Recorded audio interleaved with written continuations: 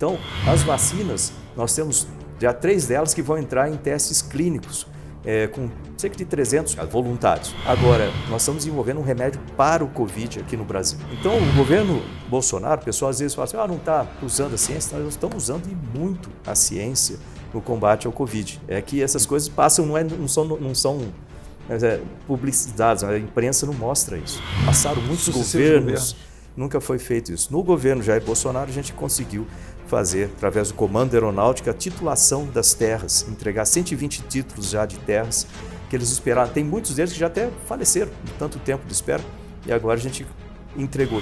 Eu falei para meus amigos que eu quero ser piloto, eles falaram que é impossível. Eu acho que eles têm razão. Como é que eu vou passar, como é que eu vou competir com os outros que estão fazendo cursinho e tudo mais? Presta atenção, eles têm a vida deles, eles fazem o que eles quiserem com a vida deles. Você pode ser tudo o que você quiser na vida, desde que você estude, trabalhe, persista e sempre faça mais do que esperam de você. E a minha vida inteira eu servi o país. E eu não ia falhar agora. Então, por isso que eu estou aqui. Que belo retrato da terra plana aqui atrás, hein, ministro? O senhor...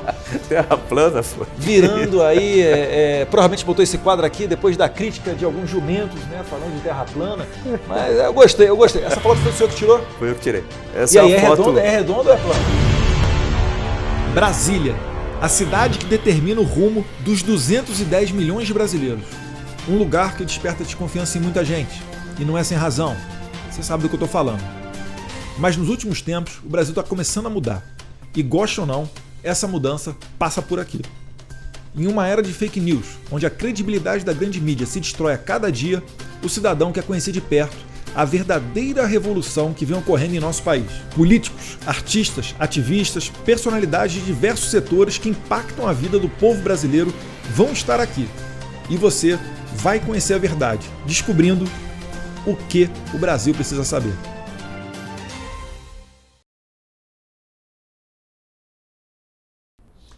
Fala pessoal, tudo bom?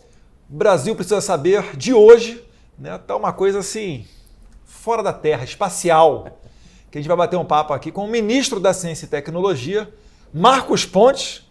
Muito obrigado, ministro, por ter aceitado o nosso convite. Prazer conversar com o senhor. Eu que agradeço, um prazer poder compartilhar. Tem muita coisa que acontece nesse ministério, coisa boa para o país, que eu quero agradecer essa oportunidade de mostrar para os nossos brasileiros. Ministro, eu conheço um pouquinho da sua história, né? A gente esteve muito junto nas eleições também. As pessoas às vezes não sabem, ministro é suplente de senador, mas eu queria que falasse um pouco para as pessoas que não conhecem o senhor, como é que é a sua carreira até chegar aqui no ministério? Porque provavelmente muita gente sabe que o senhor foi o primeiro astronauta brasileiro do Hemisfério Sul, confere? Do Hemisfério Sul, profissional. Mas antes disso, como é que foi de até chegar astronauta e depois ministro?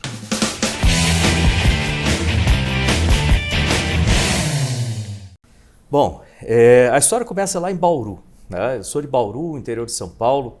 Meu pai, seu Virgílio, ele era servente de serviços gerais do Instituto Brasileiro do Café. O pessoal costuma falar, aquele cara que limpa o chão, faz café, corta grama, em algumas empresas o pessoal chama de faxineiro também. Minha mãe, dona Zuleika, ela era escriturária da Rede Ferroviária Federal. Somando o salário dos dois, o salário era bem restrito, a gente morava na periferia lá de Bauru, na Bela Vista. Hoje em dia está bem melhor, naquela época minha casa vivia sendo alagada pelo rio Bauru. E eu era um daqueles garotos que corriam descalço por lá, jogava bola e tal, e sonhando em ser piloto. Eu ia para o aeroclube da cidade, via os aviões, falava com os pilotos, mas eu não tinha dinheiro para pagar a hora de voo. E aí eles falaram assim para mim, já que você não tem dinheiro para voar aqui, por que você não vai para a Força Aérea? Lá você pode voar, você pode ter uma carreira e tudo mais. Excelente, mas tinha que passar na prova da Academia da Força Aérea, tinha que estudar para isso. E tem muito cursinho para essa coisa, mas não tinha nem tempo e nem dinheiro para fazer cursinho. Explicar o porquê. Quando eu tinha uns 10 anos de idade, 11, eu ajudava na feira livre, carregar caixa, né, na feira. Foi assim que eu ganhava uns troquinhos no final de semana. Quando eu fiz 14 anos, eu consegui o seguinte, eu estudava no Senai de manhã, fazia curso de eletricista, à tarde eu trabalhava na rede ferroviária como eletricista aprendiz, ganhava meio salário mínimo.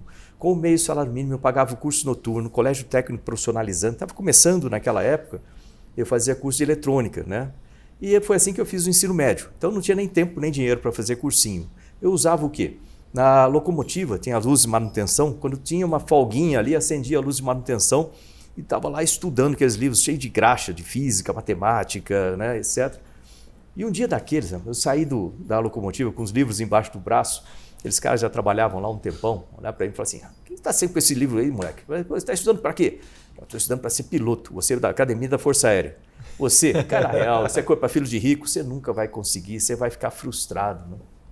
Cheguei em casa aquele dia, chateado demais. A minha mãe, Dona Zuleika, ela tinha olhos azuis, era italiana, assim, brava para chu, olhou para mim e falou assim, o que foi? Falei, não, fala logo o que foi. Eu falei para meus amigos que eu quero ser piloto, eles falaram que é impossível. Eu acho que eles têm razão. Como é que eu vou passar, como é que eu vou competir com os outros que estão fazendo cursinho e tudo mais? Falei, presta atenção. Eles têm a vida deles, eles fazem o que eles quiserem com a vida deles. Você pode ser tudo o que você quiser na vida, desde que você estude, trabalhe, persista e sempre faça mais do que esperam de você. Acreditei nela, fiz a prova da academia, passei, fui para a Academia da Força Aérea, lá eu fiz curso de Administração Pública e Ciências Aeronáuticas, me formei como piloto. De lá eu fui para Natal, Rio Grande do Norte, para fazer curso de piloto de caça, ala da aviação de caça, aquele que voa aqui do lado. Né? Uhum. Me formei lá, fui para Santa Maria, no Rio Grande do Sul, né? 3º, 10º grupo de aviação. Lá eu fui transformei em líder de elemento, né? Que era o número 3, depois líder de esquadrilha, que lidera os 4 aviões, né? Instrutor da aviação de caça, instrutor de liderança. A minha vida na aviação de caça estava progredindo bem, mas eu falei o seguinte, olha, eu preciso estudar mais. Aí falei com o comandante, pedi autorização e falei, eu quero fazer um curso de engenharia. Ele falou, pô, engenharia onde, pô? Você quer fazer ela no ITA. Você está louco? Lá só tem gênio. Eu falei, acho que eu devo ter cara de burro. Assim, posso tentar? Foi o que eu imaginei. Falei, pô, dá direta dessa na cara. Eu devo tentar. Ele falou, pode. Vai lá, faz o vestibular. Se passar, você entra. Aí fui lá. Aquele vestibular suave e tranquilo do ITA, Tranquilo, né? lá do ITA, né? Sossegado. Estudei, fiz o vestibular, passei. Fui para a engenharia aeronáutica. São 5 anos, né? Passou em último, né, nesses concursos aí. Passei, eu nem sei quando... Não, eu tô brincando porque eu sei que pelo menos para astronauta na seleção foi primeiro, né? Isso, nas depois... 2 ocasiões. Mas esse aí eu não sei, que eles não divulgam. Assim, Aí eu fiz o ITA e durante o tempo lá eu notei o seguinte, falei, olha, na divisão de ensaios em voo que tem lá dentro do CTA, lá tem a piloto de testes de aviões e o engenheiro de testes de aviões, os dois em 2 corpos diferentes, vamos chamar assim. Não tinha nenhum que era no mesmo corpo. Falei, tá aí uma coisa interessante, se eu pegar minha parte de piloto com a parte de engenheiro e me transformar no piloto de testes, eu posso ser o primeiro piloto de testes aqui, dessa nova geração, que é piloto e engenheiro. Foi o que eu fiz, entrei para a divisão de ensaio em voo, fui ser piloto de testes, e como eu era piloto e engenheiro, surgiram várias oportunidades. Na verdade, eu costumo falar assim, você tem que criar a oportunidade, né? Uhum. E aí eu voei praticamente todos os aviões que o Brasil tinha na década de 1990, aí mandaram para os Estados Unidos, eu voei com a Força Aérea Americana, voei com a Marinha Americana, lá eu voava F-15, 16, F-18. Voltei ao Brasil, mandaram para a Rússia para voar o MiG-29, né, o Fulcrum. Que é um sistema totalmente diferente, né? É diferente, o sistema é diferente, inclusive o freio dele é diferente. Né, o freio, normalmente dos aviões, o freio em cima aqui, né? E no MiG era na mão, assim, que nem bicicleta, diferente. Bom, voltei ao Brasil, fiz um primeiro mestrado em otimização de trajetórias orbitais, lá no ITA, com o professor Sandro. Aí me mandaram para os Estados Unidos de novo fazer mestrado, doutorado em engenharia de sistemas. E quando eu estava no doutorado, o Brasil entrou no programa da Estação Espacial Internacional. Eu me inscrevi, concurso público. A NASA veio ao Brasil para fazer a seleção, ia selecionar um astronauta do Brasil, na turma de 1998. Eu me inscrevi e fui selecionado. Aí saí de Monterey, na Califórnia, onde fazia o doutorado, fui para Houston em 1998. 2 anos de curso para me tornar astronauta profissional, são 2 anos ali. Estava preparado para voar em 2001, não aconteceu. 2002 não. 2003 teve o acidente da Colômbia, tudo ficou parado. 2005 falaram que eu ia voar. No ano seguinte falei, pô, mas como? Não tem voo aqui? Não, você vai voar com a Rússia. Naquela época não era comum. Né? Eu fui um dos primeiros do lado dos Estados Unidos para ir para lá. Porque eu sou especialista de missão, que é um tipo de um mecânico de espaçonave quando eu estou no espaço, ou engenheiro de voo. No solo eu trabalhava com gerenciamento de projetos, gerenciei a parte de software da estação, integração de elementos múltiplos, o laboratório japonês era minha responsabilidade, assim por diante. Mas em voo é um engenheiro, montar, desmontar sistemas, então eu entendia tudo do nosso lado, mas não do lado russo. Aí eu falei, quanto tempo eu tenho para aprender? O russo te olhou com desconfiança por ter vindo do lado americano ou não, foi de boa? Tranquilo demais. A parceria é muito intensa nessa área. E aí eu falei, quanto tempo eu tenho? 1 ano e meio para aprender? Ela, não, você tem 5 meses. E em paralelo, dos 3 primeiros, você tem que aprender a falar russo para poder ir para a missão usando o equipamento russo. Mas ok, né? Papirou lá o idioma russo, então? Direto, 3 meses, em paralelo com os sistemas. E lembrar que as provas são orais lá também, né? Se eu começar com um putinho aqui, conversa tranquilo? Hoje em dia não dá mais. Naquela época eu conseguiria. Poxa, hoje eu já esqueci, então, 15 anos depois. Tava querendo que o presidente Jair Bolsonaro ia na Rússia levar o senhor para fazer meio de campo com Putin, pô. Mas eu posso ir, dá para se treinar um pouquinho, volta, é igual andar de bicicleta. À medida que você começa a ouvir, começa a voltar, né, as palavras e etc. O senhor fala quantos Очень idiomas? трудный говорить на русском языке. Это можно. Надо учить много. Это можно. É difícil falar em russo, mas é possível. Se estudar bastante, é possível.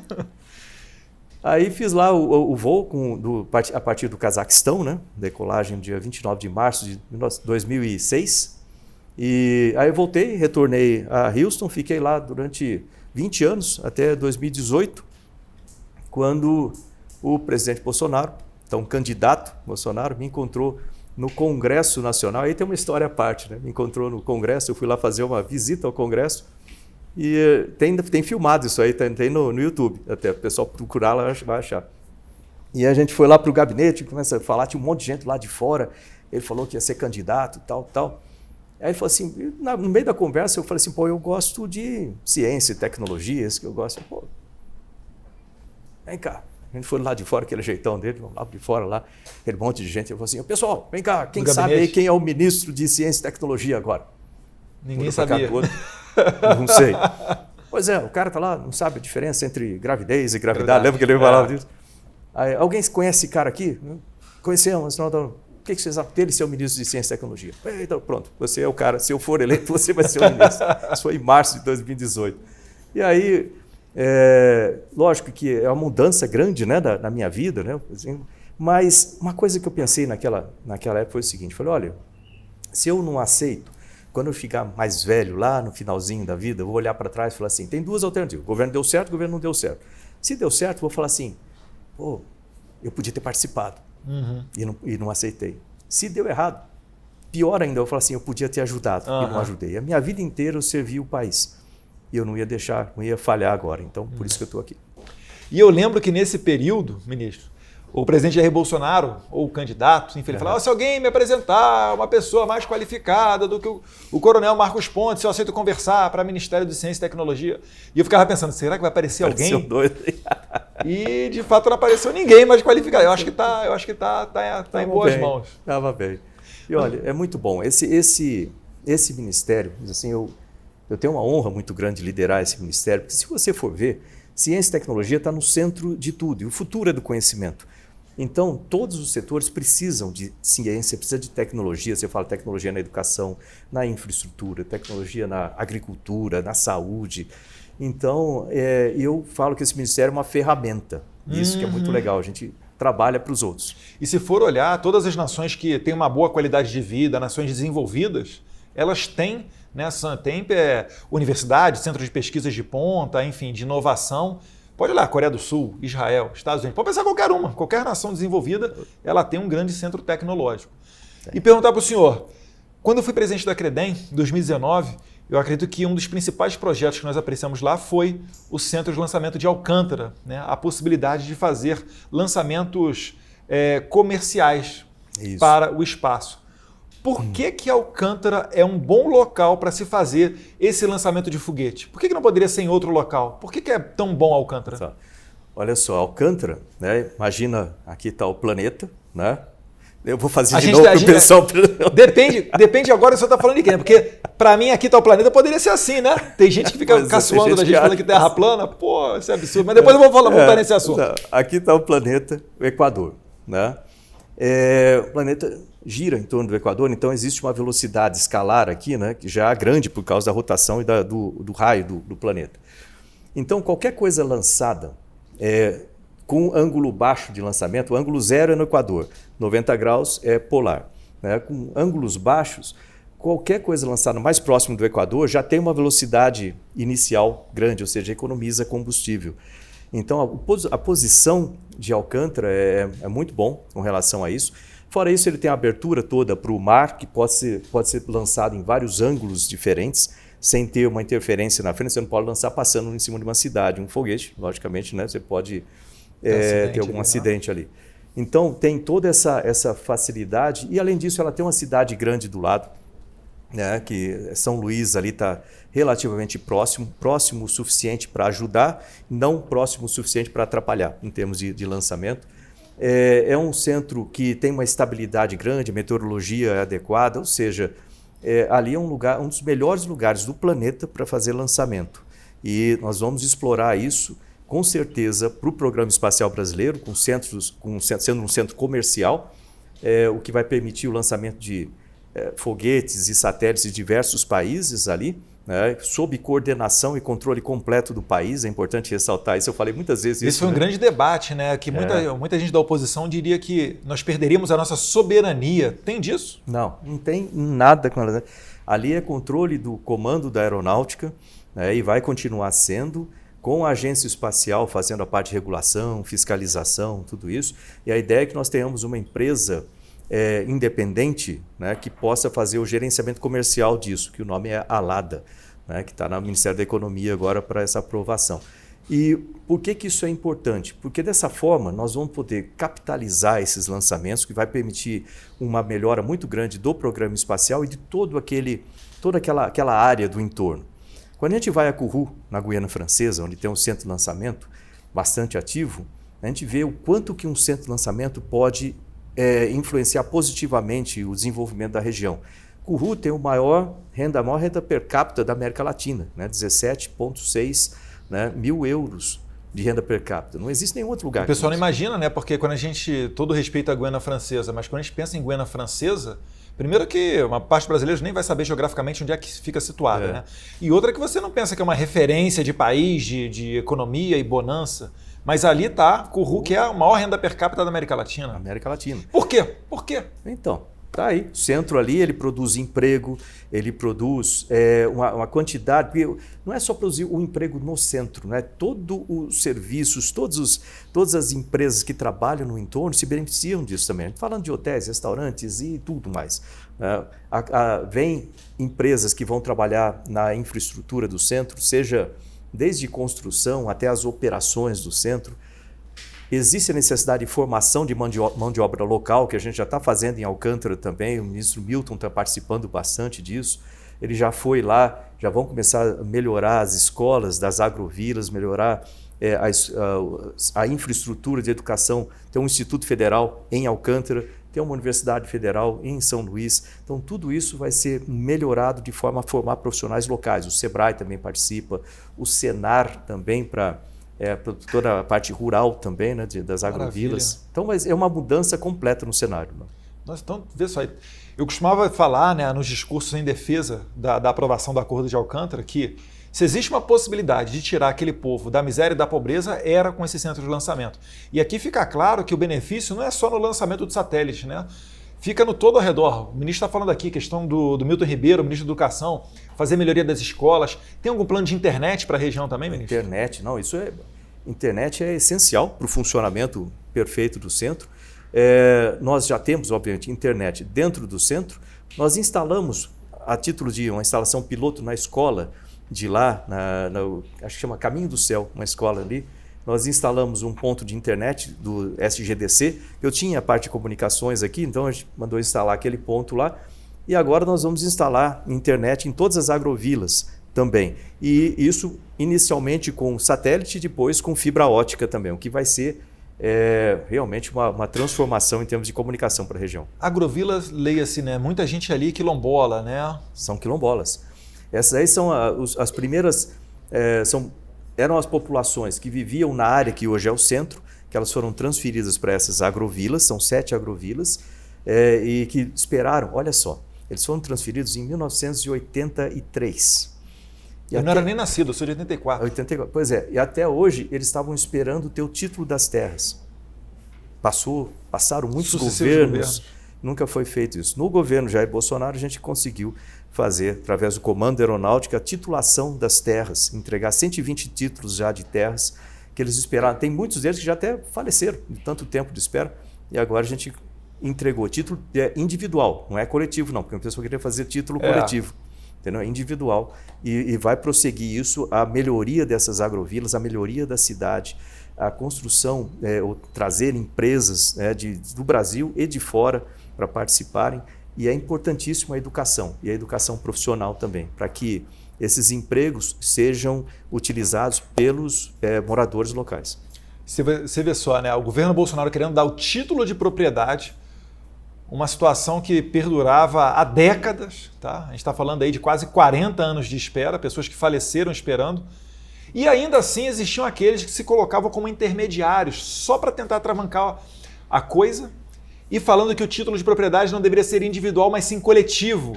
Isso tudo, gente, o ministro aqui é um gentleman, eu sou deputado federal, tenho mais liberdade para falar nesse sentido. Isso nada mais é o quê? Para manter aquela população escrava de grupos de interesse, né? Muita ONG metida no meio. Poxa, se alguém você quer ter o seu título de propriedade do seu apartamento ou você quer ter o título do condomínio? Que aí tudo que você vai fazer, você vai querer vender o seu apartamento, você não pode, você vai ter que perguntar para o condomínio inteiro se pode fazer isso ou aquilo. Enfim, é uma coisa totalmente absurda, graças a Deus. A gente espera que muito em breve chegue a 100% dessa titulação e as pessoas sejam livres para fazer o que bem entender com a sua propriedade, né?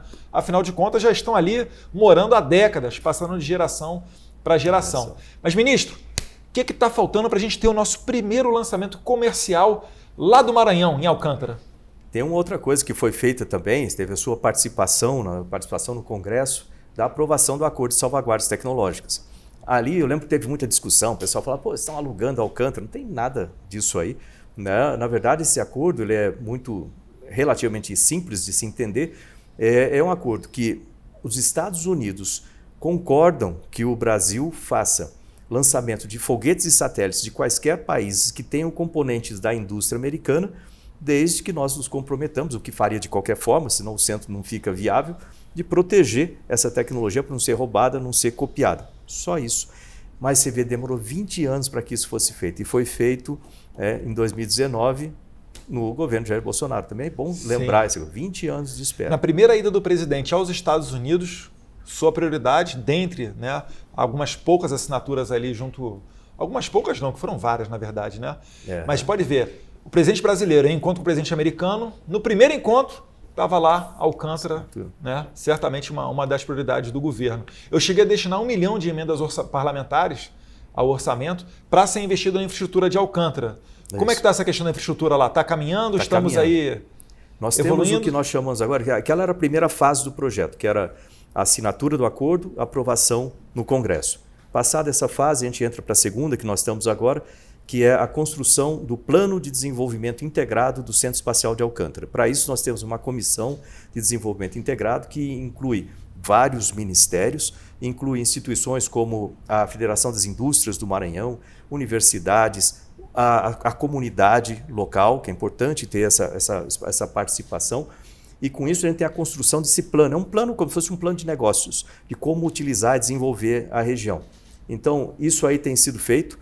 Agora, assim que passar o período das chuvas, agora, ou seja, a partir do começo do meio do ano, aliás, a gente vai ter a construção do pátio de estacionamento, onde entram recursos como esse, do pátio de estacionamento da pista de lá. Aliás, eu queria agradecer muito essa participação, a emenda e todos os parlamentares que estão colaborando com o programa espacial. A construção do pátio, que a gente já vai usar mão de obra local, isso está sendo feito pelo Comando Aeronáutico, através da Comara, né? Além disso, tem todo o desenvolvimento da infraestrutura, a melhoria da infraestrutura de lançamento, né? A gente fala aí das plataformas de lançamento. Nós estamos agora livrando já o ACS, né? Que é a Alcântara Cyclone Space, aquela área também. Ou seja, o centro está tendo um avanço que nunca teve. E a ideia é que nós tenhamos, nesse ano ainda, lançamentos de teste para manter o pessoal de mão quente, vou chamar assim, de pequenos foguetes, e para o ano que vem que a gente já tem o primeiro lançamento comercial. Aí sim. Né? E aí a gente já foi feito um edital internacional pela Agência Espacial Brasileira e tem 9 empresas internacionais e nacionais que foram selecionadas, então essas empresas vão ser as primeiras a lançar de lá. Show. E falando em empresas, né, eu sei que a SpaceX, do famoso empreendedor Elon Musk, que inclusive é o dono da Tesla, que produz aqueles carros elétricos, ele tem um projeto de colocar a internet no mundo inteiro. Como é que é esse projeto? Será que ele não viria de repente, para Alcântara? Starlink isso é uma coisa muito interessante, porque a gente também tem no Brasil grandes dificuldades em levar sinal de internet para áreas remotas, né? A Amazônia, etc. Nós tínhamos aqui até junho, né, do ano passado, a parte de comunicações, nós tínhamos todo um sistema montado, um planejamento, uma estratégia, chamava MCTIC, na época tinha o C de comunicações, então MCTIC Conecta Brasil, que incluía um backbone de fibra ótica pelo Nordeste, 77 cidades lá. Cabeamento, então. Cabeamento, né? Então, backbone de fibra ótica, atende 77 cidades, já está em andamento a construção, né? Já está lá. E com recursos para fazer o backhaul, que sai do backbone e puxa para as cidades, vamos chamar assim. Ramificando. Né? E a cidade digital, que dá a volta na cidade, um cinturão de fibra ótica para conectar as principais estruturas governamentais das cidades. Além disso, a conexão passando lá por Alcântara, por toda aquela região, para o norte, com 10 mil quilômetros de fibra ótica pelos rios, pelo leito dos rios na Amazônia. Isso é muito importante também. Atende 9 milhões de pessoas nas cidades próximas e a conexão com o centro-oeste para fazendas, etc. Tudo isso já com recursos garantidos. Ou seja, o Fábio está lá com uma responsabilidade grande agora de fazer tocar, e a fase 1 da Amazônia também já está sendo feita, de Santarém para Macapá. Agora, e tem os satélites. Quando nós chegamos aqui, essa é outra coisa interessante de lembrar.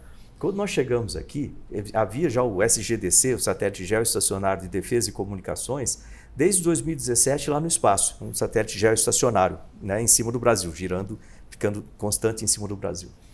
E ele tem duas bandas, banda X, banda C.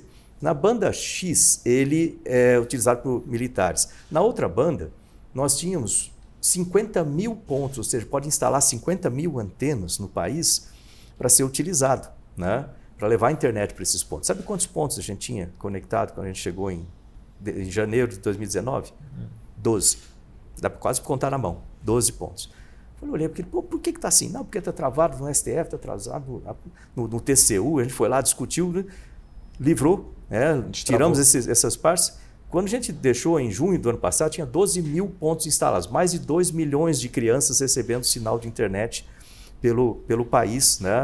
Nessas áreas mais afastadas. E agora, certamente, está bem mais alto, muito mais crianças recebendo. Os satélites são extremamente importantes. Então, essa constelação do Elon Musk, né, vai permitir internet pelo Brasil, pelo planeta inteiro, mas nós também estamos aí lançando constelações brasileiras. Constelações iniciando com nanosatélites, né, que podem ser lançados num futuro muito próximo de Alcântara, de lançadores nacionais, esse é outro ponto importante. E a constelação Catarina, por exemplo, né, feita lá com o deputado Daniel Freitas, que puxou isso, o deputado Coronel Armando também de lá, para essa constelação Catarina. E assim como o exemplo dela, vão usar várias outras constelações, vão permitir melhoria na previsão de tempo, no adianto de desastres naturais que a gente possa ver por sensores no solo também, de umidade, etc. Além de melhoria na agricultura, do monitoramento do oceano, muita coisa interessante aí. Interessante, bastante coisa. E a gente falou aqui de internet, isso me lembrou 5G. Eu sei que não está na pasta do senhor, isso aí está na pasta da comunicação, lá com o Fábio Faria. Mas o senhor tem uma perspectiva de editar o 5G e etc. no Brasil? Porque esse é um tema cada vez que fervilha mais e as pessoas pouco conhecem. Poderia falar primeiro, o que é 5G? Porque muita gente acha que é só uma melhoria na velocidade de internet. É isso? Não é isso? Como é que é? Tem mais coisas. Porque geralmente o pessoal vê 2G, 3G, 4G. 5G, 5G é só uma deve ser só uma melhoria no celular, melhoria na capacidade. Não, é muito mais do que isso. 5G é uma tecnologia completamente diferente dessas outras já. Ela possui, o que caracteriza bastante o 5G é o tempo de latência. O que é tempo de latência? É o tempo do sinal ir o comando e retornar a telemetria, né? Retornar o retorno do sinal, vamos chamar assim. E o que muda nisso aí? Por exemplo, carros automáticos. Né? A gente desenvolve toda a tecnologia para carros automáticos, usa a inteligência artificial, uma série de sensores diferentes, toda a conexão, né, com estradas, enxergar sinais, etc. Mas pensa o seguinte, você tem um sinal de trânsito, o carro está vindo ali. Ele entende, através de internet das coisas, que é uma das tecnologias que associam isso, ele entende que o sinal está aberto, ou o sinal está fechado, aí o sinal abre. Ele tem um tempo para passar. Se demorar muito tempo essa conversa entre essas coisas, ele pode passar no vermelho e causar um acidente. Então, Isso é só um exemplo. Assim. Eu dirigi, por exemplo, um caminhão. Eu estava em Madrid, eu dirigi um caminhão na Suécia, né? Em tempo real. Cirurgias à distância, telemedicina. Imagina o médico fazendo aquilo. Então, o 5G ele vai permitir tudo isso. O médico vai estar jogando videogame ali e, na verdade, o paciente sendo operado a quilômetros de distância num hospital. Em outro país, pode ser em outro lugar. E isso é possível através do 5G. Mas, para isso, a gente precisa de, vamos chamar, instalações de base para sustentar isso. E aí é onde entra o Ministério aqui agora. Nós temos... Não pode aproveitar a instalação 4G e usar para o 5G? Mas tem que aumentar essas instalações, porque nós temos que, o que eu falei dessa conexão no país, porque sem conectividade o 5G não funciona, então precisa de conectividade, por isso que é importante esse programa todo de conectar o Brasil inteiro. Precisa de fibra ótica e outras coisas como antenas. Então a gente tinha a lei das antenas aqui, porque vão ter que se instalar milhares, literalmente milhares de antenas para 5G pelo país, pelas cidades. E aquelas cidades que aderirem mais rápido ao processo vão receber 5G mais rápido, logicamente, do que aquelas que ficarem atrasando o processo. Além dessa conectividade, a gente precisa de internet das coisas. Ou seja, sistemas, sensores que vão fazer com que as máquinas conversem uma máquina com a outra. Então, por isso, aqui no Ministério, nós colocamos a Estratégia Nacional de Internet das Coisas. Essa estratégia ela contempla 4 câmaras que foram escolhidas por consulta pública. Quais as áreas que têm o melhor avanço com a internet das coisas e com inteligência artificial e 5G? Então, a partir desse conhecimento, nós criamos as câmaras de Indústria 4.0, Agro 4.0, Cidades Inteligentes e Saúde 4.0. Depois nós agregamos Turismo 4.0. Cada uma dessas câmaras recebe agora um centro de inteligência artificial, né, para desenvolvimento de aplicações para cada uma dessas daqui que vão auxiliar o 5G no final. Então, você vê, conectividade, internet das coisas, inteligência artificial. Né? Tudo isso apoiando. Aí tem a formação de pessoas para trabalhar tanto com inteligência artificial nos sistemas, assim como para usar isso aí nas empresas e etc. Então, é também um outro desafio que a gente tem assumido aqui no Ministério. E depois a gente vai ter que vamos dizer assim, formar a população. A população tem que acostumar com todos esses serviços e as possibilidades que vai mudar a vida de todo mundo, né? A possibilidade de impacto. Tem um amigo meu que ele fala o seguinte, desculpa, ministro. Tem um amigo meu que ele fala o seguinte, Eduardo, é tipo, vão colocar sensores na sua geladeira. Quando faltar ali arroz e feijão, o sensor vai ler que está faltando arroz e feijão, vai mandar uma mensagem para o supermercado, você já vai deixar autorizado lá no teu cartão de crédito, e sábado, 8 da manhã, sempre vai chegar mercado na tua casa com aquilo que está faltando na tua geladeira, que você já deixou previamente autorizado. O pessoal fala até que botar em cachorro. Negócio assim, as possibilidades são a vida infinitas, vai ser né? auxiliada por todos esses sistemas, inclusive inteligência artificial. Às vezes o pessoal fica com aquele medo, fala assim, pô, inteligência artificial, o pessoal fica vendo o filme do Exterminador do Futuro, acho que são aquelas marcas. Mad Max. Não, na verdade, ela vai ser um auxiliar, né? Então, ela vai estar muitas vezes em wearables, né? Coisas que a gente vai vestir, que vai ter uma série de informações e coloca automaticamente, se está andando na rua, você fica vendo ali, pô, aquela pessoa está vendendo um carro, eu quero comprar um carro desse, não, você programa ali para você, pô, eu quero achar alguém que está vendendo uma casa de e tal, de repente você encontra com a pessoa, o sistema identifica, já coloca você em contato, coisas assim, mas muitas outras possibilidades. Tá vendo aí, pessoal? Não é só o Tinder e o Happn não, ó. Vai ter coisa aí para vender casa, carro.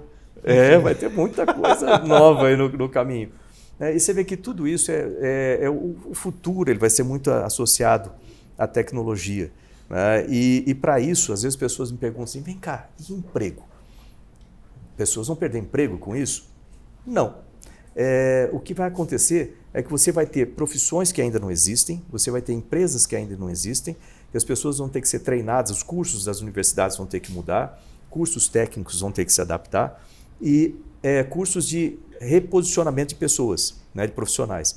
Então, vamos voltar lá atrás para a gente entender isso. Imagina, eu fiz, por exemplo, na minha época, lá curso de datilografia, né, aquela máquina de escrever, né, eu fiz curso de datilografia. Hoje ninguém usa mais isso, ninguém faz, porque não tem mais máquina de escrever, pelo menos que eu saiba. Então, o que a gente faz? A gente usa, a gente teve que se readaptar. Os profissionais que eram datilógrafos hoje fazem outras coisas. Mesma coisa no agronegócio. Você imagina aquelas pessoas que cortavam cana, né? Pô, aquilo não é um serviço, não sei se já entrou no meio de um canavial, aquele é um pozinho, mas aquela coisa é horrível, aquela situação. Não tem mais esse tipo. A máquina faz isso aqui. Agora, aquelas pessoas elas fazem outras coisas. Trabalham na manutenção das máquinas, trabalham na operação das máquinas. O trabalho fica mais associado ao conhecimento. Então, precisa adaptar as pessoas. Então, é uma questão de adaptação, não perda de empregos. Sim, sim. Por um ministro que não barre a inovação dos empregos, né? Baixar uma portaria aqui determinando que não se pode aqui acabar com a profissão X e substituí-lo por máquina, enfim. Para bom entendedor, pingo aí. Vamos lá. Ministro, estamos falando aqui de satélite, internet, 5G, etc. Mas hoje em dia não tem como fugir do tema pandemia. É isso. O Ministério ele tem alguma ação nessa pandemia, desenvolvimento de vacina, enfim. Qual é a atuação do MCTI nessa questão do coronavírus? A ciência e a tecnologia e as inovações, a gente tem um papel central nisso aí. Às vezes as pessoas não veem, é igual fio de parede, né? Você não está vendo o filme, ele está trazendo a energia para tudo aqui. Então a gente trabalha como auxiliar, vamos dizer assim, de todos os outros ministérios, inclusive o Ministério da Saúde. Eu costumo colocar muito aquela imagem, sabe, corrida de bastão, né? Revezamento? Sim. A gente desenvolve, por exemplo, um novo remédio, a gente desenvolve uma nova vacina e entrega para o Ministério da Saúde, que é responsável em aplicar aquilo como política pública de saúde. Da mesma forma que, por exemplo, desenvolver um tipo de tipo de asfalto diferente que aguente as intempéries do norte, né, e durem mais, a gente desenvolve mas quem aplica, quem faz é o Ministério da Infraestrutura. E assim vai. O Tarcísio está levando os louros do senhor então, poxa. Nós somos um conjunto. Né? Essa é uma coisa boa do governo Jair Bolsonaro, que os ministérios eles trabalham em associação, não é mais cada um de um partido diferente, aquela questão de ninguém que se conversar, a gente tem que trabalhar para ajudar um outro. Então, eu ajudo muito a agricultura, eu trabalho muito com a agricultura, desenvolvimento de sistemas para a agricultura. E na saúde, nós temos uma estratégia que foi traçada lá no começo do ano passado, antes da pandemia se instalar no país. Que às vezes a gente ouve o pessoal falar assim, mas o governo Bolsonaro não está fazendo nada, não está com a ciência. Olha só, deixa eu falar essa história então bem clara aqui.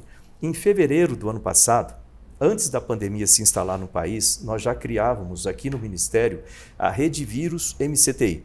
É uma rede formada por pesquisadores, cientistas do setor de virologia, imunologia e toda essa área. Então eles têm as sub-redes, uma que trata de vacinas, uma que trata de sequenciamento genético, outra que trata da parte ambiental e assim por diante. São pessoas que realmente conhecem. E esses cientistas que nos deram as diretrizes do que fazer aqui no Ministério para o combate em termos de ciência. E essa estratégia está dividida em ações imediatas e ações continuadas. Como o nome diz, imediatas são aquelas que se aplicar na hora, desde o ano passado, e continuadas que vão permanecer aí por muitos anos, né, o desenvolvimento disso. Nas ações imediatas, nós temos 4 boxes, né, 4 caixinhas, vamos chamar assim. A primeira são ações de prevenção, a segunda, ações de testes diagnósticos, a terceira, tratamento inicial, a quarta, tratamento avançado. Embaixo, nas ações continuadas, nós temos o conhecimento do vírus, a primeira caixinha, né, que é conhecer sequenciamento do vírus, a gente tem feito muito isso atualmente. A parte de patogênese, o que o vírus faz no corpo humano e quais as sequelas, isso vai continuar por muito tempo essas análises. A terceira, desenvolvimento de vacinas nacionais, também tem muitas novidades boas sobre isso. E a quarta, melhoria da infraestrutura do país, não só para essa pandemia, para as próximas também, que vão ter outras. Então, dentro de cada uma dessas caixinhas, nós temos uma série de ações que são feitas. Vou dar alguns exemplos. Na parte de prevenção, então nós desenvolvemos aqui, e isso é interessante porque a ciência ela trabalha no combate ao vírus e a tecnologia e inovações nos impactos do vírus. Né? Então, exemplo das duas áreas. Na área de ciência para prevenção, nós estamos testando vacinas BCG, né, para aumentar a imunidade das pessoas, para maior resistência ao vírus. Então, estamos testando com 1.000 pacientes, 1.000 profissionais de saúde, e isso é importante, né, porque BCG é uma coisa comum, já utilizado por tanto tempo, sim, e que pode ajudar no combate aí à frente, como prevenção. Ainda em prevenção, nós desenvolvemos no país, né, sistemas, por exemplo, de cremes para proteção de mãos, que são antibactericidas, vamos dizer assim, tecidos antibactericidas para fazer máscara, sistemas de esterilização para máscaras em hospitais, sistemas de esterilização de equipamentos em hospitais e assim por diante.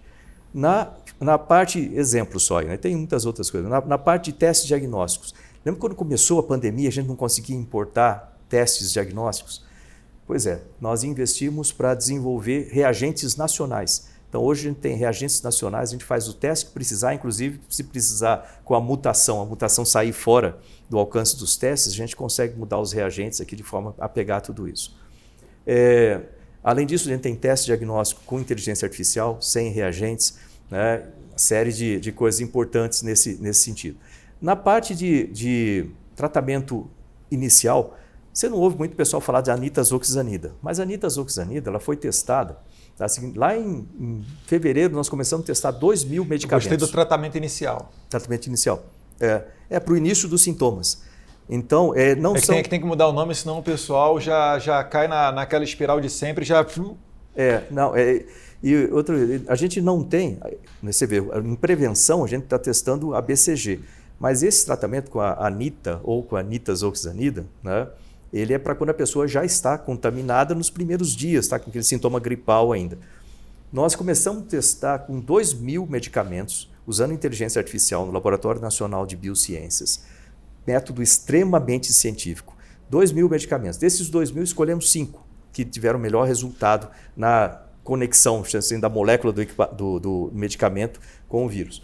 E aí, desses 5 medicamentos, nós testamos com células humanas no laboratório. A nitazoxanida mostrou 94% de inibição do vírus. Bom, então, um bom candidato para a terceira fase, que é teste clínico com paciente, para demonstrar mesmo que pode funcionar com uma célula e não funcionar com o corpo inteiro. Então, fizemos o teste com 400 pacientes, duplo cego. Uma das maiores cientistas do Brasil do setor, a doutora Patrícia Rocco, a equipe dela, ela tem 400 artigos publicados internacionalmente, ou seja, é uma sumidade. Fez os testes, ela coordenou esses testes com 400 pacientes e determinou o seguinte: para pacientes iniciais, ou seja, acabou de ser contagiado com o vírus, ser infectado, a aplicação de nitazoxanida por 5 dias, com 3 doses ao dia, de 8 em 8 horas, 500 miligramas, reduz a carga viral e reduz a carga viral a ponto de mais de 50% desses pacientes serem negativados em 5 dias e depois de 7 dias do tratamento, mais de 70% dos pacientes tinham sintoma nenhum. Isso foi o que foi determinado. Esse remédio foi desenvolvido para o Covid? Ele já existia? É o quê? É um antiviral? Remédio de reposição. É um antiviral que existe no mercado, é normal. É também usado como vermífugo, por isso que o pessoal esquece do antiviral, só fala do vermífugo, mas ele funciona para hepatite C, para rotavírus, uma série de coisas. E esse resultado foi publicado internacionalmente, numa revista logicamente científica, analisada pelos pares, e está aí, está aberto, né, as pessoas olharem, comprar. É um medicamento comum que tem nas farmácias. É caro? Não é caro, é um medicamento de custo bem baixo aqui no Brasil. Um tratamento desse aí de uma semana, acredita que vai custar... Vai ser uma caixa, eu não lembro o valor, mas dá em torno de 3 deve gastar uns R$200 para fazer um tratamento inteiro desse aí, ou menos. Agora, veja bem, a gente tem isso aí, já está comprovado cientificamente, também ninguém fala dela, né? Ok, vamos para outras coisas. Em tratamento inicial, a gente está testando também mais outros 3 antivirais, né? Aqui no Brasil, em associação com outros países, como os Estados Unidos também. A gente está testando, inclusive, um que ele trabalha com o andrógeno também, de redução, é feito para tratamento de próstata, né? Câncer de próstata, a gente está testando também. Ou seja, muitas coisas têm sido testadas. Ainda não tem o resultado final, porque demora o tempo de você ter o teste com os pacientes e depois a publicação internacional. Mas assim que a gente tiver essas coisas, a gente vai começar a publicar aqui no Brasil, o que é bastante interessante. E também o desenvolvimento de um remédio específico, que esses aí já existem, são remédios de reposição, que a gente chama. Pega um remédio para uma coisa e testa para a Covid. Agora, nós estamos desenvolvendo um remédio para o Covid aqui no Brasil, né? E isso é interessante também, está sendo feito. Soro de cavalo. Lembra aquele negócio de cobra? Você tem uma picada de cobra, sim, usa soro de cavalo. Também financiamos com o Instituto Vital Brasil.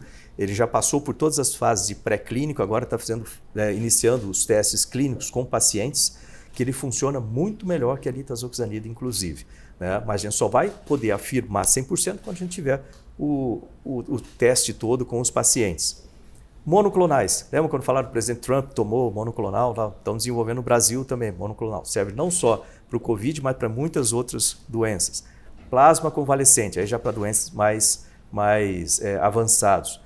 Nós temos toda essa... E para apoiar também, lembra que no começo a gente tinha dificuldade de importar ventiladores? Sim. Né? Sim. Compramos, né, 35 mil ventiladores. Você deu um problema que teve um governador que comprou, gente que ganhou licitação e nem produzia.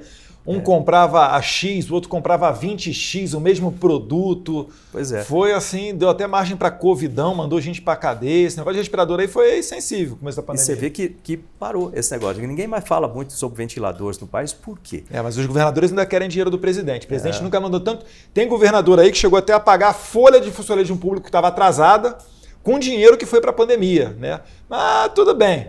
Vamos esquecer essa história aí. E esses ventiladores, quando a gente fala ventilador, não, né? Vamos passar. Às vezes para o pessoal entender, são aqueles respiradores, né? Sim. Que a gente chama de ventilador pulmonar.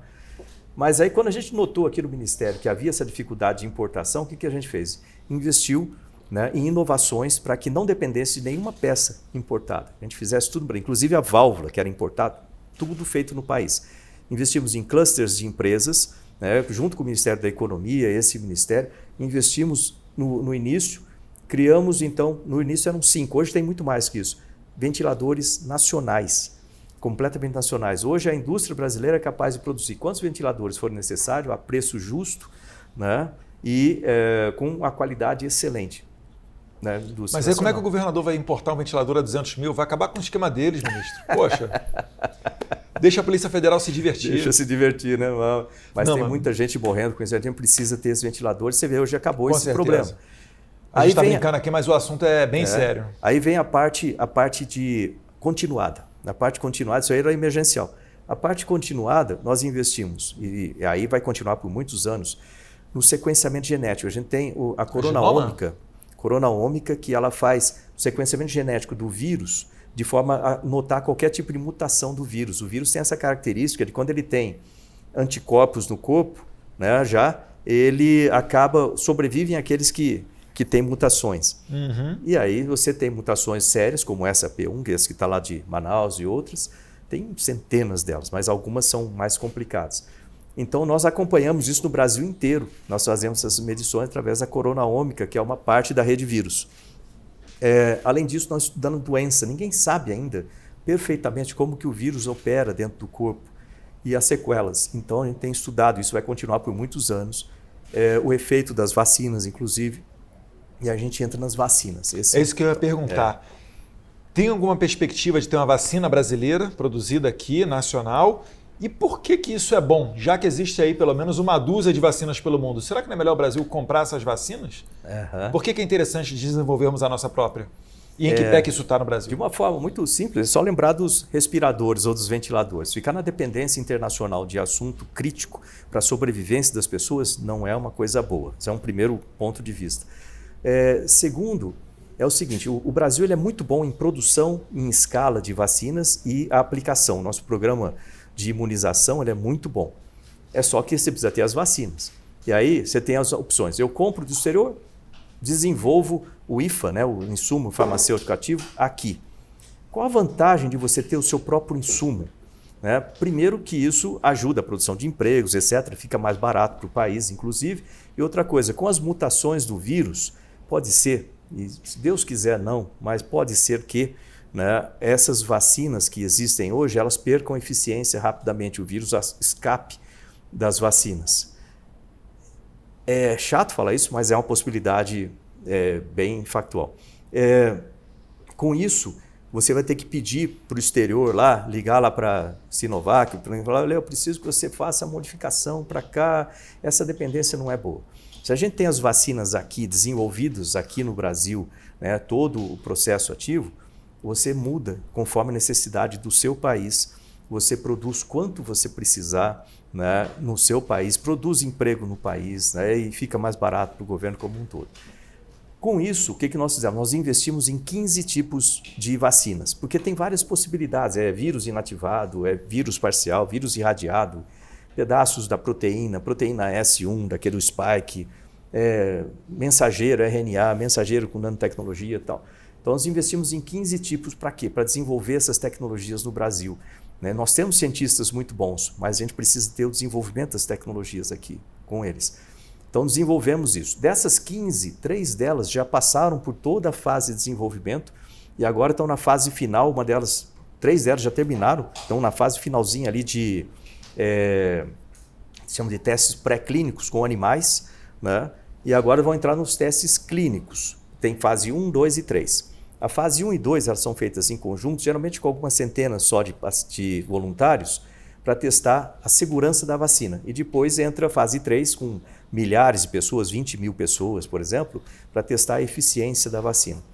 Então nós estamos nessa fase já da entrada na Anvisa, da documentação dessas 3 vacinas, para começar a fase 1 e 2. E isso... O pessoal dos animaizinhos vai reclamar, hein? O pessoal vai reclamar. Eu lembro até, né, que eu falei com um pesquisador. Vocês lembram daquele caso dos beagles, que um grupo entrou no laboratório, pegou os beagles, salvem os beagles, tal. Ele falou para mim, Eduardo, aquilo ali levou à falência daquele laboratório. Mas se ele existisse ainda hoje, certamente estaria sendo usado, né, na questão da pandemia, desenvolvimento de medicamentos, vacinas, etc. Então, parabéns para você. Roubou o beagle bonitinho e agora estamos aqui morrendo de Covid, tá? Desculpa o desabafo, ministro, mas é só para mostrar que o radicalismo não leva a lugar nenhum. E olha só, nós temos aqui nesse ministério o CONSEA, que é um conselho que trata justamente do uso de animais, né, de forma científica, de forma ética, e existe tudo isso. Ou seja, a pessoa não precisa se preocupar com isso. Existe um protocolo, não é que vai chegar aqui torturar, botar agulha no olho do bicho. De jeito nenhum, a coisa é feita de uma forma criteriosa. Existem pesquisadores que trabalham com isso de uma forma muito, muito precisa e ética. Então, as pessoas não precisam se preocupar com essa questão, não, que tudo isso é feito de uma forma correta, né? Então, as vacinas, nós temos já 3 delas que vão entrar em testes clínicos, com cerca de 300 pacientes. São pacientes voluntários, né? E para testar a segurança. E logo depois entra na fase 3, que é para testar a eficiência da vacina, e pode ter uma abertura intermediária. Dando positivo, a gente já começa em ação emergencial pela Anvisa, né, a colocar. Então, o governo Bolsonaro, o pessoal às vezes fala assim, não está usando a ciência. Nós estamos usando e muito a ciência no combate ao Covid. É que essas coisas passam, não são publicidades, a imprensa não mostra isso, mas estão aí. Exatamente. E no Congresso Nacional, dentro do orçamento, nós, deputados, estamos discutindo essa questão. Provavelmente, quando esse programa for ao ar, o orçamento já estará aprovado. Nós conversamos a respeito do orçamento para a inclusão não só de orçamento para vacina, né, assim como orçamento para o xenotransplante, que é outra coisa muito interessante, né, que já entrou no orçamento. Xenotransplante é a utilização, por exemplo, de rins de porcos para pessoas. Mas não é qualquer porco, né? Isso aí é feito... o porco ele é criado com mutação genética e ele é feito por clonagem, nasce no laboratório e depois eles fornecem os rins. Esses rins, eles a mutação genética para não ter rejeição no corpo humano, né? E esses rins podem tirar a pessoa da fila do transplante de rim. Para você ter uma ideia da quanto isso é importante... Ministro, então quer dizer que vai ter gente utilizando órgão que veio do porco? Porco, por exemplo, chama xenotransplante.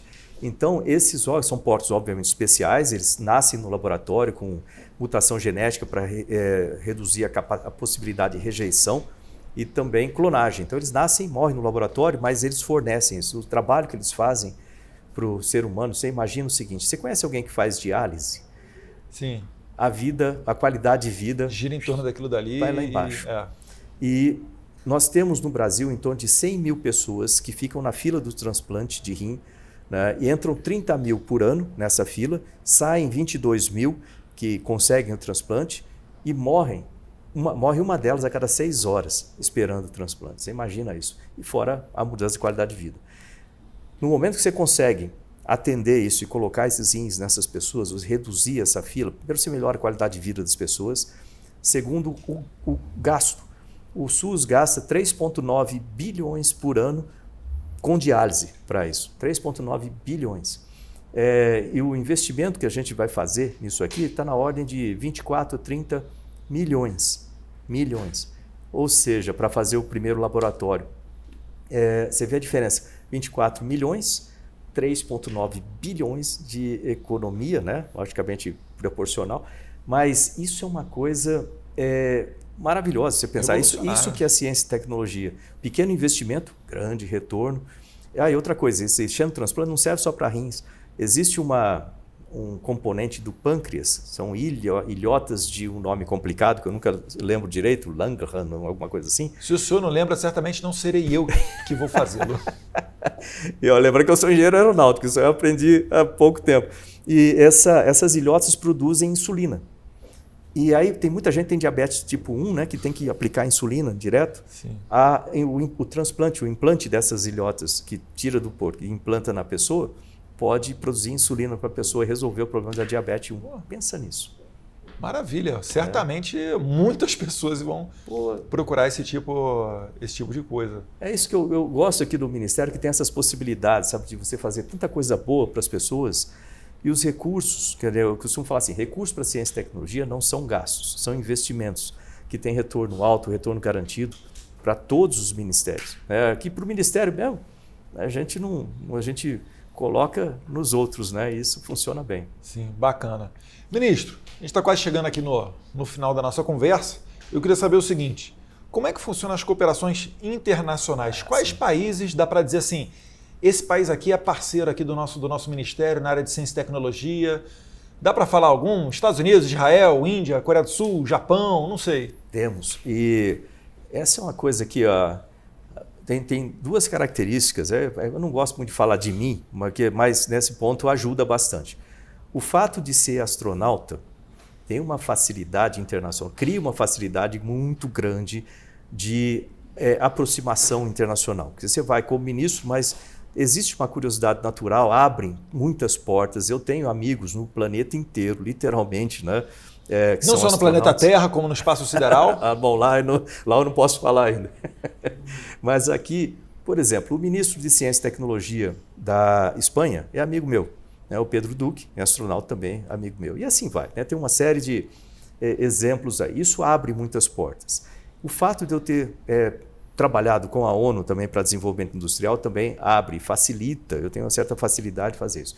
Resultado disso é que nós conseguimos estabelecer, nesses 2 anos e pouco, né, dezenas de parcerias muito interessantes para o país. Por exemplo, com os Estados Unidos, nós temos parcerias na área espacial, não é novidade, por causa da NASA, né, ali dentro, uma facilidade com isso. Nós fazemos parte do programa Artemis da NASA. Para retorno à Lua, a gente vai colocar um rover nacional. Você fala, mas o que isso significa? Isso significa, primeiro, é bom você ver a bandeira do Brasil colocada lá, dá um certo orgulho de ver isso. Né? Inspira a molecada lembra também. Lembra aquilo, We choose to go to the moon, né? Do presidente Kennedy, aquele negócio de ter uma motivação para se fazer as coisas. Então, inspira, promove a ciência e a tecnologia nacional, em termos das empresas nacionais que vão participar, universidades vão participar disso, e não é só isso também. Tem ali a parte do Deep Space, vamos dizer, tem uma estação Deep Space One, tem a possibilidade de Marte e outros lugares. O Brasil, sendo parceiro disso, abre portas para as nossas empresas também, nossa indústria, tecnologia nacional. Então, esse é um dos exemplos que a gente tem com os Estados Unidos. Israel é outro país foi a minha primeira viagem aqui, dia 29 de janeiro de 2019, eu já estava indo lá para Israel para ver a parte de águas, o gerenciamento de águas, de salinização, a parte de espaço e etc. Nós estabelecemos uma parceria com Israel, que antes era a nível de ministério. Eu conversei com o Netanyahu, tive a chance de falar com ele lá com essa primeira viagem, e elevou a nível de país. Então está lá agora para ratificação no Congresso, mas isso é a nível de país. Então nós podemos, por exemplo, participar com agricultura, com segurança e etc. Eu lembro que eu tentei até colocar esse acordo para pautar na última semana de trabalho enquanto presidente da Credem, mas a oposição realmente não permitiu. E o Acordo de Alcântara também dominou uma boa parte ali dos debates, com audiências públicas, etc., até conseguir depurar certinho e amadurecer para a votação. Mas, enfim, agora está na mão o novo presidente Aécio Neves. Espero que ele, o quanto antes, coloque esses acordos adiante, né? Que não tem só na área de ciência e tecnologia, tem na área de defesa, educação e várias outras. Sim que possível, eu vou conversar com ele, explicar esses acordos que a gente tem, e vários deles nessa situação. E com Israel também a gente tem o Bereshit. Bereshit significa Gênesis, ou no começo, né? Que é um lander também, uma espaçonave para a Lua também, e o desenvolvimento das empresas com isso. Além da parte de defesa, tecnologia de defesa, tecnologias para agricultura com Israel, nós temos uma gama enorme de parcerias. Acabei de vir da Coreia do Sul. Também um país maravilhoso, e eles abriram as portas assim, 100%, falaram assim, olha, eu vou te explicar exatamente o que nós fizemos aqui e a gente vai trabalhar junto para ver o que a gente pode fazer, né? Como que está o Brasil e como que a gente pode colocar tudo que a gente fez aqui, né, para te ajudar a desenvolvê-la no país.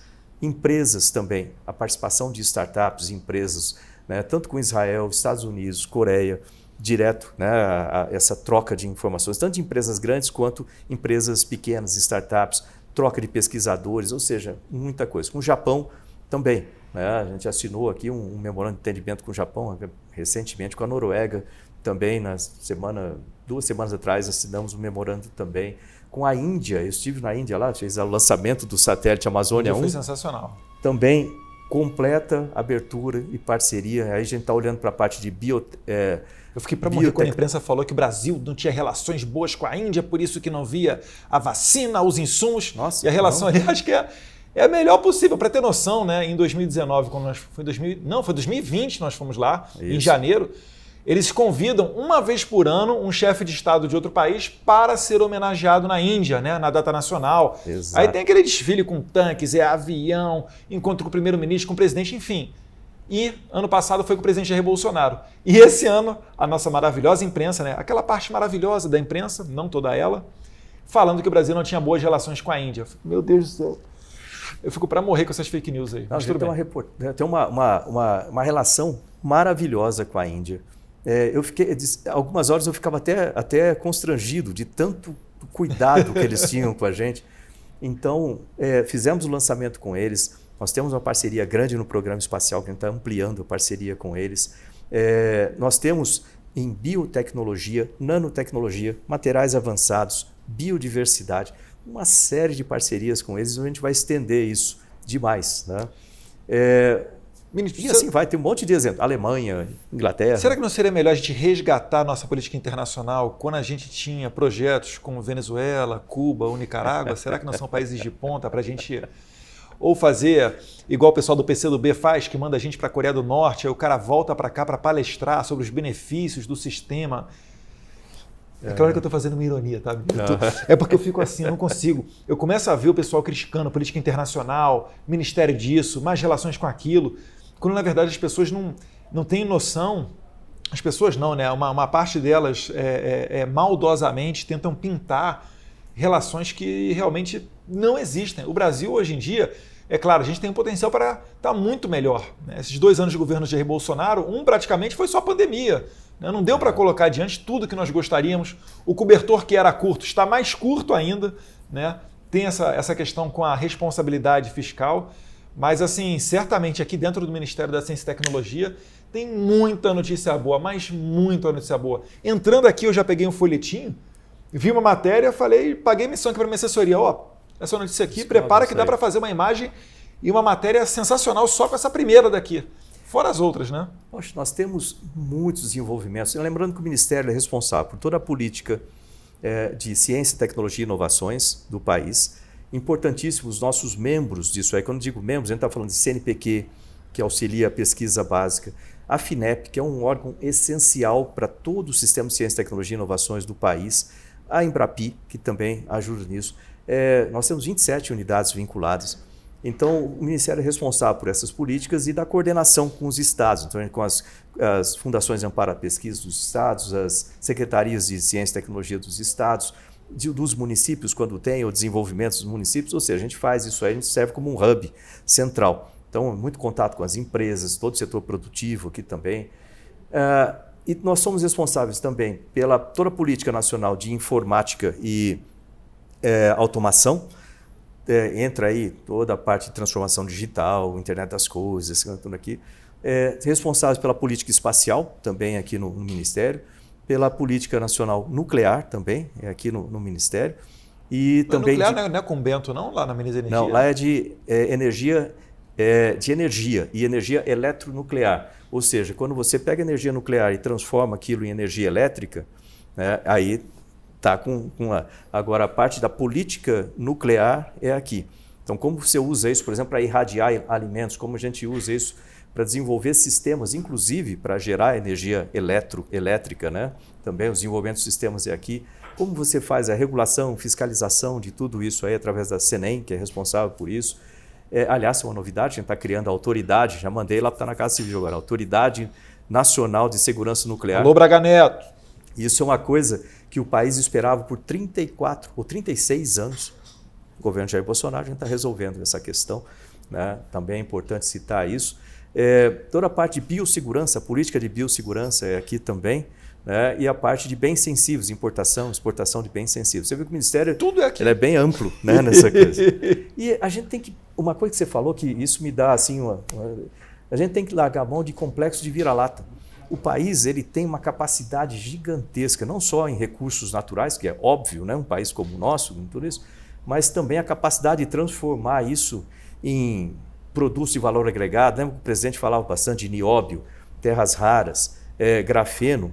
Tem todo o desenvolvimento com isso que a gente está fazendo no Ministério. Então, agora o laboratório de grafeno, nióbio e terras raras, né? É o Granioter. O pessoal ficava fazendo chacota, né? Não, bota o grafeno de vice e o nióbio de candidato a presidente. Nós estamos agora também... Hoje aumentada, né? Pelo amor de Deus. O Brasil é capaz, a melhor frase, desculpa, acho que a melhor frase que resume o Brasil até hoje é uma do Roberto Campos, né? O Brasil não perde a oportunidade de perder uma oportunidade. O gringo vem aqui e não entende como é que a gente é um país considerado pobre ainda e etc. Com tanta oportunidade. Você vê, Alcântara, 20 anos. A autoridade aqui que o ministro estava falando, 30... Tudo nesse país está parado há 40, 50 anos, enfim. E agora está botando em movimento tudo isso aí. Essa parte, né, eu corri atrás no planeta aí sobre baterias utilizando grafeno, né, o grafeno como auxiliar dentro da bateria, né, fazendo uma separação, dizendo ficar todo do anodo para evitar dendritos que conectam um ao outro e reduz a vida da bateria. Então, isso também está sendo desenvolvido por pesquisador brasileiro. Mas não no Brasil. A gente vai trazer esse negócio para cá também. Desenvolver bateria com sódio em vez de lítio também foi desenvolvido.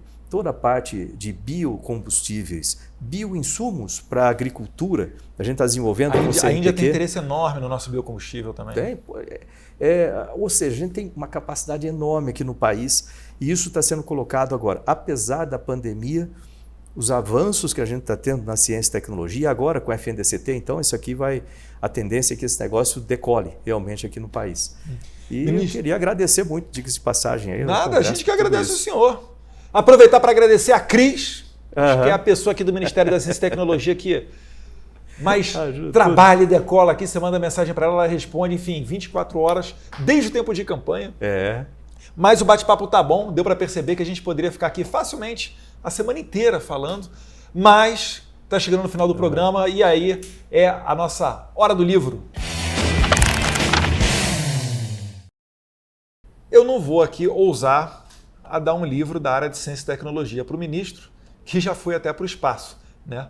Então vou dar aqui o Marxismo Desmascarado, Ludwig von Mises, dá aqui para o senhor um livretinho. Pô, obrigado. O senhor que aprendeu russo em alguns meses, isso daí o senhor vai ler em 2 minutos, certamente. Pô, eu que agradeço. Obrigado mesmo. Obrigado. Sabe que eu adoro livro, né? Ah, sim? Eu gosto muito de livro. E é gozado que é um negócio desde criança, até o cheiro do livro, sabe? Que você comprar o livro. E deixa eu estar também presente aqui do Ministério. Aqui é coisa simples, né? Tem um livrinho aqui do Ministério, mas isso? De coração, ué. Coisa rara, ó. A gente vindo no Ministério ganhando presente. Ah, a revistinha que eu falei. Aqui, ó. Essa notícia... Ah, não está aqui não. Está dentro do outro folheto. É que isso aí é diário. Ah, é diário? Diário, isso aí. Ah, então provavelmente eu peguei um desatualizado. Mas é um boletim do MCTIC. Isso. Edição especial, 35 anos. Ali, ó. Ali tem um outro mais. Ah, é. Já até botou aqui, tá esperto, hein? Essa aqui que você tem que fazer a matéria, ó. Presidente Jair Bolsonaro destaca satélite brasileiro no lançamento do Fundo para o Desenvolvimento Sustentável e a Bioeconomia da Amazônia. Novidade para a Amazônia. Tá vendo? Vai de vacina a 5G, satélite e a Amazônia. Tudo. Sensacional. Sensacional. A tecnologia está em todo lugar, né? Isso é importante a gente notar e acreditar na ciência brasileira. A gente tem pesquisadores com altíssimo gabarito. motivar essa garotada, né, para as carreiras de ciência e tecnologia. É uma, vamos dizer assim, é uma área que eu tenho certeza, para todos os jovens que estiverem nos assistindo aí, que queiram entrar para essas carreiras, eu tenho certeza que eles vão ser muito felizes. Ministro, chegando no final, o senhor que tem uma história de vida de superação, né, como contou aqui, vindo de uma origem humilde, chegando até a vencer um concurso da NASA. Da AFA já seria complicado, do ITA já seria complicado, mas ainda foi para o exterior. Foi 01 na seleção da NASA também, não é isso? No curso depois. No curso. Deixa uma mensagem aqui para a gente, como é que foi essa superação? Quem está pensando aí, pessoas que estão no interior do Brasil, achando que não tem condição de chegar onde querem. Qual é a mensagem que o senhor deixa? Gente, vocês estão assistindo aí, especialmente para os jovens, né? Pensem no seguinte, não deixe alguém destruir o seu sonho. Isso é a parte importante. Confie no seu sonho, né? Lembra do que a minha mãe falava? Minha mãe falava assim, olha, estude, trabalhe, persista, sempre faça mais do que espero de você, você consegue chegar onde você quiser. Você tem capacidade, todas as pessoas são preciosas, você é precioso, você é preciosa, você vai conseguir fazer as coisas desde que você acredite, né? Acredite sempre nas suas possibilidades, tá? Não fique olhando para as outras pessoas, se comparando, acredite em você. Isso é importante. Eu gosto de lembrar de uma coisa que o pessoal fala assim de caranguejo e formiga, né? A gente tem que trabalhar em equipe. Você tem um balde, você encher de formiga, botar um terço dele de formiga, daqui a pouquinho todas elas saem, porque uma ajuda a outra para sair. Você bota caranguejo, que é muito mais forte que formiga lá dentro, eles morrem todos lá dentro, porque a hora que um está chegando na borda, o outro puxa e não deixa sair. Então, não seja caranguejo, seja formiga. Ajude as outras pessoas que dessa forma você se ajuda também. Tá ok? E entre no site do Ministério, gov.br/MCTI, tem muita oportunidade, muita coisa bacana, inclusive para você transformar a sua ideia em uma startup, em uma nova empresa e etc. Então, acompanhe aí com a gente. E além disso, sigam o ministro nas redes sociais, Astropontes para tudo quanto. Botar Astropontes, ele vai dar lá no Twitter, no Instagram, isso, né? Vai chegar até o senhor. E uma coisa que eu gostaria de destacar aqui, antes de encerrar, que eu não poderia deixar passar em branco. Que belo retrato da Terra plana aqui atrás, hein, ministro? O senhor... Terra plana, foi. Virando aí, provavelmente botou esse quadro aqui depois da crítica de alguns jumentos, né? Falando de Terra plana. Mas eu gostei. Essa foto foi o senhor que tirou? Foi eu que tirei. Essa e aí, foto... é redonda ou é plana? Ela é redonda, a gente dá uma volta nela em 90 minutos, né? Seria difícil fazer isso com ela plana, né? Aqui a Terra, a gente dá uma volta em 90 minutos. Não, vai na frente aqui, depois aqui embaixo depois é escuro, mas dá a volta aqui embaixo e volta rapidinho. 54G aqui para depois... Então, 90 minutos a gente dá uma volta. 28 mil km por hora de velocidade. É uma coisa impressionante. A gente quer ver mais espaço, né, aqui no Brasil. Satélites, foguetes, mais jovens interessados nas carreiras do espaço, mais astronautas, mais engenheiros, mais técnicos. O programa espacial é aberto a todas as carreiras, né? Mas é muito bom a gente ver os nossos jovens aí envolvidos em coisas positivas, sempre coisas positivas. E que eles possam se manter e continuar trabalhando e desenvolvendo as suas pesquisas aqui no Brasil, né? Porque muitas das vezes as mentes brilhantes, de tão brilhantes que elas se tornam, acabam não encontrando espaço aqui dentro e a gente acaba vendo eles indo para o exterior. Enfim, tem aí a missão a ser cumprida aí pelo senhor. Sei que não é fácil, sei que também demanda recursos, sei que é uma guerra diária, mas desejo todo o sucesso, porque realmente, como a gente falou aqui, do 5G à vacina, passando pela Amazônia e projetos de envios de satélites e mecanismos até a Lua, né? Tudo passa aqui pela ciência e tecnologia. E eu duvido que você que está nos assistindo, que encontre aí um país que seja bem sucedido, com uma boa qualidade de vida ou referência mundial, que não tenha um investimento nessa ciência e tecnologia. Ministro, exato. Muito obrigado. Obrigado. Prazer ter o senhor aqui. E lembrando a você que a partir de agora o Brasil Precisa Saber, ele é quinzenal, não é mais semanal. Mas fica de olho, a gente aproveita para pedir para que vocês nos sigam nas redes sociais, não só o Astroponte, eu também, tá? Clica lá no botãozinho dos alertas do YouTube, que aqui sempre tem o que o Brasil precisa saber. Um abraço, fiquem com Deus.